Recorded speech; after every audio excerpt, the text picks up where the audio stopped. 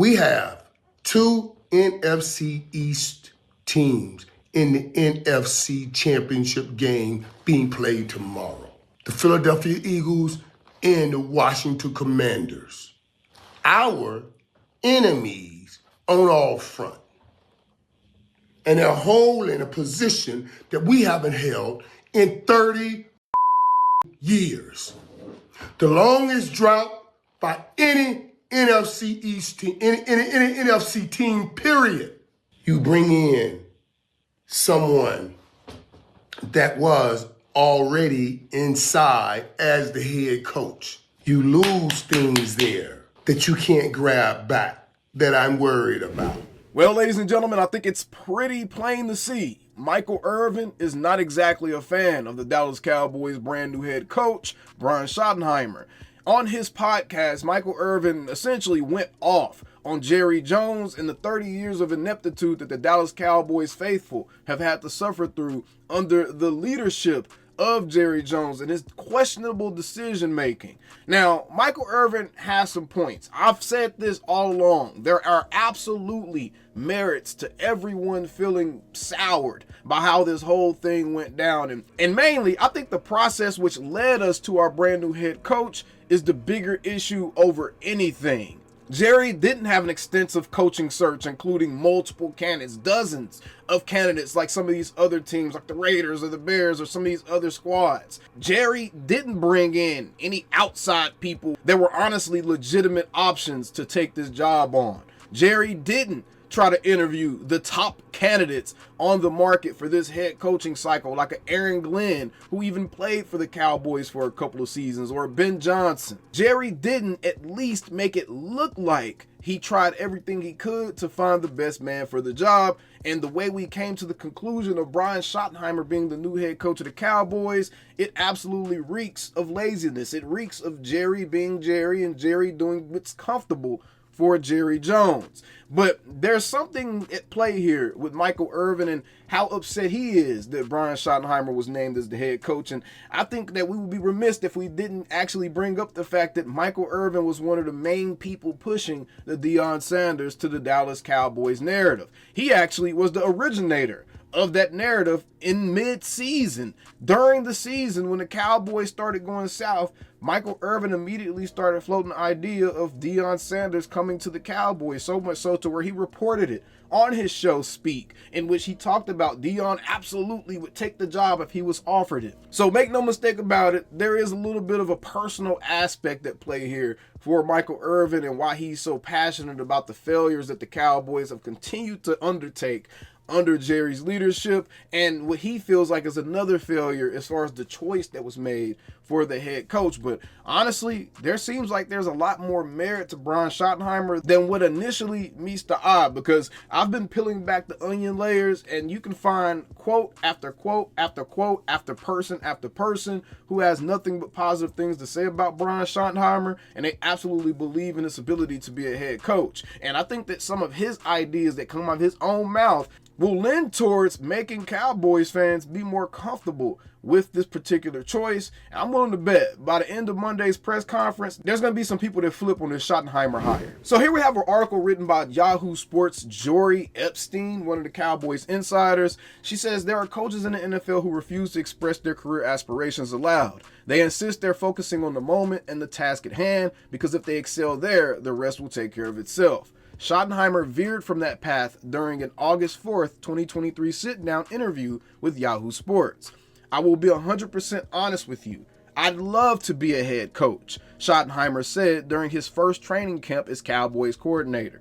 I used to stay up and think about it all the time, and I wanted to be the youngest head coach in the NFL. I would still love to be a head coach, but I don't really think about it. I really don't. If it happens, it happens. I honestly want to give back. The now 51-year-old longtime coach was transitioning from consultant to coordinator, taking with him lessons he learned from a deep dive of league defenses the prior season. Quinn had asked him to study defenses and anticipate not what he would do, but what that coordinator would do and why. Take the Philadelphia Eagles. The Eagles would be a good one because we played them multiple times, Schottenheimer said. Just the use of RPOs, run pass options, versus the run-read options. And when you're doing run-read options, it's more of a pre-snap decision. The quarterbacks either got numbers and leverage, whereas if it's an RPO, it's a post-snap. There's a reaction. There's a piece I'm reading, and if he does something, then I react post-snap. It was interesting to try to get into Nick Sirianni and Shane Waldron's brain about why they were doing it versus certain opponents. With McCarthy, Schottenheimer helped install a version of the West Coast offense that the Cowboys deemed the Texas Coast offense. Precision replaced some of the creativity that Moore had encouraged. Receiver route depths now tied to quarterback footwork with less room for improvisation. Protection scheme shifted too.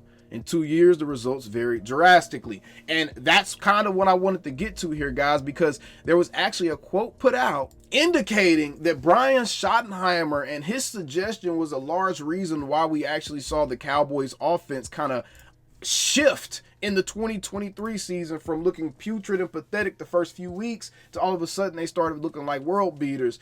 Here's a quote from an article, but Schottenheimer had a supporter and quarterback Dak Prescott. The two have a good relationship. And according to people in and around the team, Prescott liked Schottenheimer's creativity.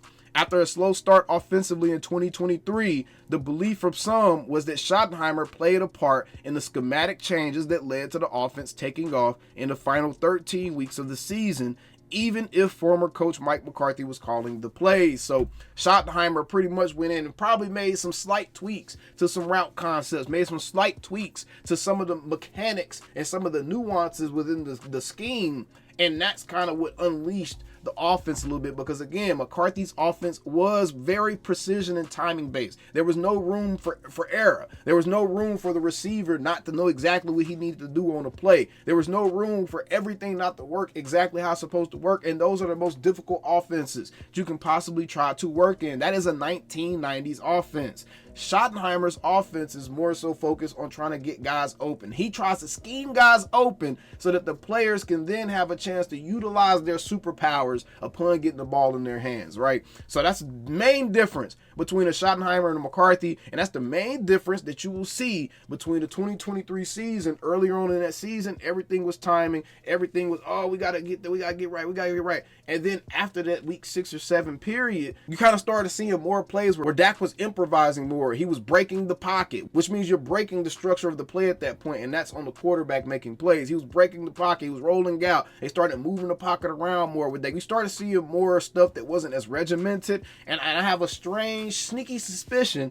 that that wasn't Mike McCarthy. That's not really how he does things, and that was a part of the reason why him and Aaron Rodgers didn't get along, was because Aaron Rodgers wanted to be a little bit more creative and not have such a regimented offense, and Mike McCarthy wanted Aaron Rodgers to actually run the offense that he was calling. So Mike McCarthy has some ego at play. Make no mistake about it. He may be a good guy, maybe a good person to be around, but trust me, when you get to a certain level, you have to have a certain amount of ego to be successful at things, and his ego just came through in the form of insecurity and not wanting others to be successful near or around him because he feared that it would make him look worse in the end, right? So with that being said, Brian Schottenheimer was actually trying to be part of the solution for the Cowboys. He was one of the people that initially let Mike McCarthy know, hey man, we need to change this up a little bit. And again, Schotty's a guy that people talk highly of around the league. One of his former executives and colleagues said, I would not be surprised at all to see Schotty have success as a head coach. The executive and former Schottenheimer colleague said he's really organized. He's a direct communicator. He's got some fire. He's got some edge. He did some really good things here in Seattle,